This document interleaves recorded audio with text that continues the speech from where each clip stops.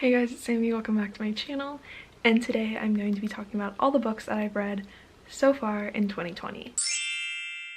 Or in other words, my winter wrap-up. However, I will not be talking about the books that I read in 2019 because I did a whole video where I talked about all of the books I read in 2019. I'll link that up above for you guys. I went kind of in depth, but if I had to go over all those books, it would be a much longer video, and we already have 17 books to talk about here, which I'm very excited to get into. So luckily you guys have actually heard a lot about a bunch of these books, so I don't have to go too in depth with my thoughts. I'll be linking up any videos that I mention where I've mentioned these books before, because there's been quite a few vlogs and such that I've talked about these books pretty extensively. So starting off with the first book I read this year, that was A Curse Through Dark and Lonely by Bridget Kemmerer. This is like the 5th Bridget Kemmerer I've read. I've read almost all of her newer titles. Unfortunately, I only gave this 4 stars, which was still good. It was a really good book, but I do think I still prefer her contemporary writings. I think that's just like a personal thing for me though, because I just enjoy contemporary novels more, and it takes a lot for a fantasy novel to really capture me. Basically, this follows our main character, Harper. She has cerebral palsy and she's living in DC, and she ends up getting transported into this fairy world, and in Beauty and the Beast style, she has to break a curse to do all this stuff. You know, it's a Beauty and the Beast retelling. It was really good, but I've read so many Beauty and the Beast retellings at this point that it takes a lot. I was really interested in some of the side characters, but still, like, it didn't do everything that I wanted it to do. But it was still really good. I love Bridget Kemmerer's writing. It was just the plot that didn't, or the characters that didn't really do it for me in this one. The next 3 books I read this year were part of the Do I Like Adult Romance video that I made. So that was The Right Swipe, The Wedding Date, and The Friend Zone. So for The Right Swipe, which is by Alicia Ray, I gave this one 4 stars. It was my favorite of the bunch. It had a lot of diverse elements, and it had like the best romance, I'd say, where I liked the characters. The Wedding Date, 2 stars. My least favorite. I just hated the characters. I hated the plot. I feel like it did nothing. Sorry. And then The Friend Zone, which I gave 2.5 stars. I felt like it was almost problematic, and I just really hated some of the plot devices it used towards the end of the novel.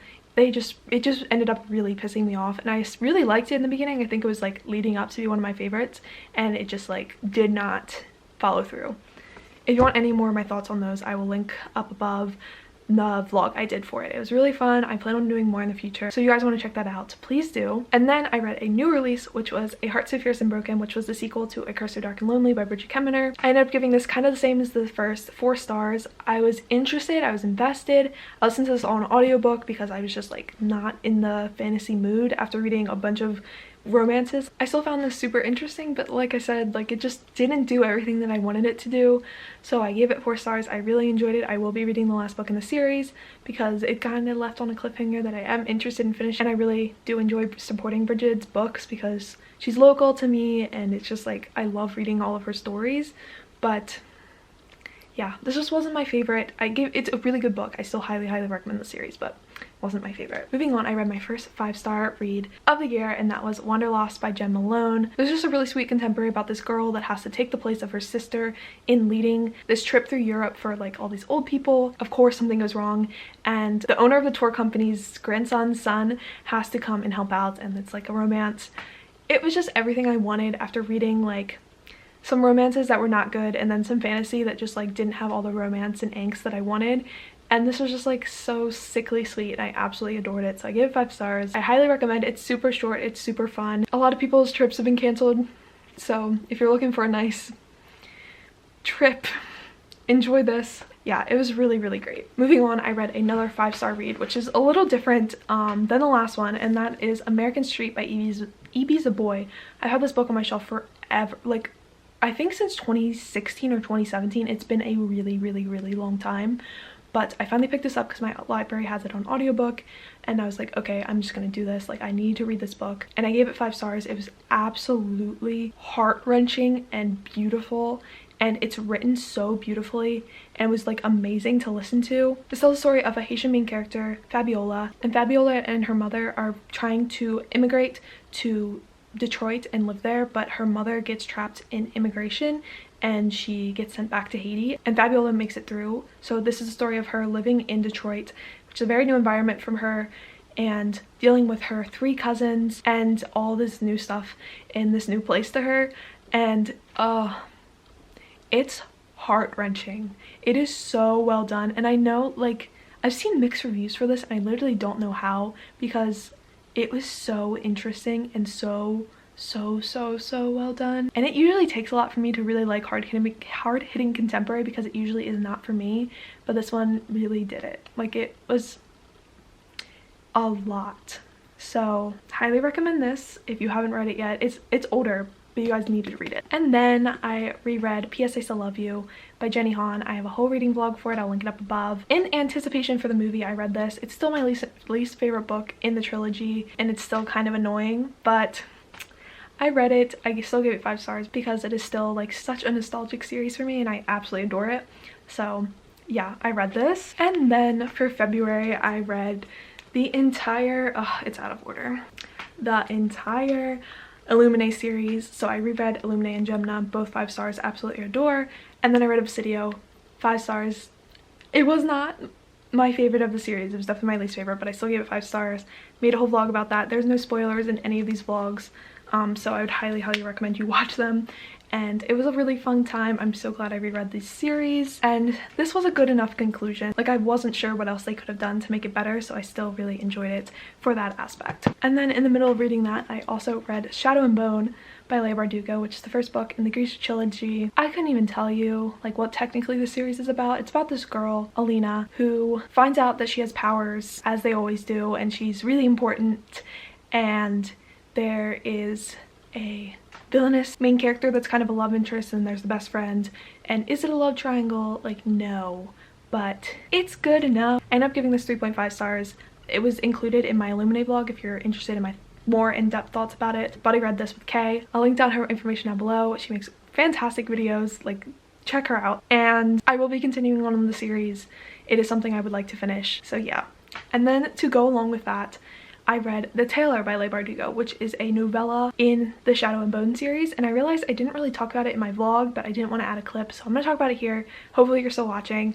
But this I actually gave 5 stars, and I really enjoyed what it did. If you've never read the Grisha trilogy, you probably don't know like a lot about it, and I don't want to spoil anything, but essentially this follows a side character in the Grisha trilogy, and it really gave a lot of context to a lot of the behind the scenes that happens in Shadow and Bone. And like how like intricate, I guess it's not really that intricate, but there was a plot twist in Shadow and Bone that I actually was really surprised by. I don't know why. I guess I just wasn't thinking like big plot twists in the first book, and this character kind of had a lot to do with it, and I was just like, so like, I was like, oh my god, like this makes, she's like kind of like evil, and it was just like great. Like, that's really what I was looking for when I started reading Shadow and Bone. I was like, I want a nice villain, and while the character isn't a villain, she works for a villain. It's good stuff. Okay, I gave it 5 stars. I was really impressed with the short story because I felt like it told a lot in a little bit. And then I also read The Other People in February, which I have a whole vlog for as well. Check it out. But I gave this 3 stars, and I talked about it a lot in that vlog. If you're interested, mostly non-spoilers, but I have a spoiler section at the end if you're interested in my thoughts about it. But I ended up giving it 3 stars. I was really interested in the beginning, and it was doing like, it was like really addictive. It's one of those stories that has like, at the end of every chapter, it has like a plot twist, and you're like, oh, I have to keep reading. So it was really addictive, and I was really interested in a bunch of the characters. But towards the end, it just started doing things, and I was just like, I don't understand why we have to go this like route. But a lot of people loved it, a lot of people didn't. Very polarizing. I would still recommend it because, I mean, it does things that are like very interesting, and it could be your thing. It just wasn't my thing. And then a book that I will be talking about in a future video, because I read this as part of my series catch up in March and April, which I'm going to combine because world's been crazy. But I read My Plain Jane by Cynthia Han and Brody Ashton. Like I said, I'm going to talk about it more in a future video, but I ended up only giving this one 3 stars. I gave the first book in the series, My Lady Jane, 5 stars. This one was kind of a disappointment for me. Basically, I just really didn't connect with the plot or the characters, and I still found it like interesting enough, but at the end I was just kind of like, wait, like I don't think I cared that much throughout reading that, and I felt like it was almost a little sloppy or confusing at some points, and maybe that's because I've never read Jane Eyre. Maybe it would have flowed better if I knew the source material. I only gave it 3 stars, and I'd still recommend the series. I still plan on reading the 3rd book in the series, My Calamity Jane, which comes out in June, I think, because I still really like these different characters that they create, and I really like the dialogue, and the audiobooks are fantastic.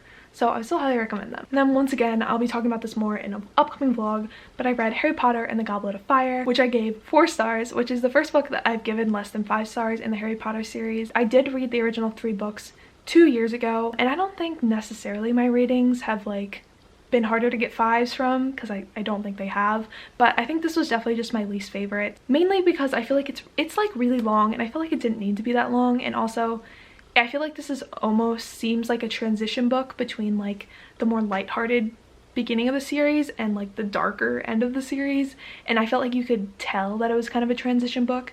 I really liked the ending, and I think I'm going to be interested in the last 3 books a lot, but this one just like, I don't know, it was just missing something for me. But 4 stars, still fantastic. I still plan on finishing the series, obviously. And then the last book I read, which I technically finished in the spring, but I don't care, I'm including in this, and that is Heartless by Marissa Meyer. I gave this 2.5 stars.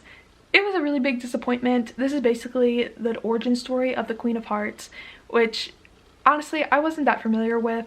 I didn't really know what I was getting into when I started reading this. I was also buddying reading this with Kay. I guess I wasn't thinking like, oh, she's evil now, so this has to be like a sadder story, or like at least one that like ends badly, which is not really my thing. So that was kind of like set up for failure in that sense, but I feel like it still didn't do enough for me. Like even it, like after I figured that out, I was like, oh, this has to be like a bad ending. I feel like it still was like not what I wanted. I felt like the angst in the relationship wasn't there.